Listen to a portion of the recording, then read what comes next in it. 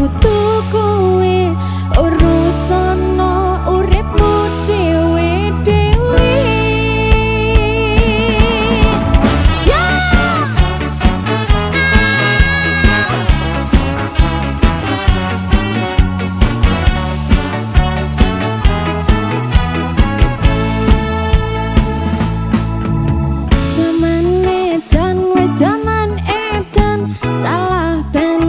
Dadi omongan padahal sifatnya dhewe rong mesti karuan.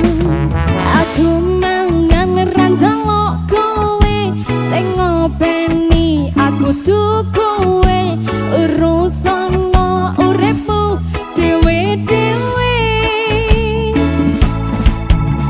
Lucune urip zaman saiki lakon bener diseri ikleru sithik dimusuhi.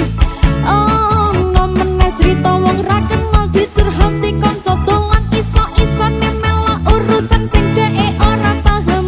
Iki uripku, iki laguku, apa urusanmu melu-melu permasalahanku?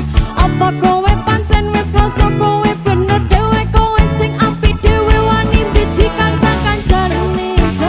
Zaman edan salah bener dadi omongan padahal sifatnya dhewe rong mesti karuan. Aku mangan ranjang kowe sing ngopeni aku tuh kowe urusono uripmu dhewe-dhewe. Raneng kono raneng kene anane dirasani, lakon bener lakon kleru kabeh dudu sing ngiti. Endi sing tangga endi sing kanca jebulane mung padha, kabeh sing tak lakoni tetep dianggep ala.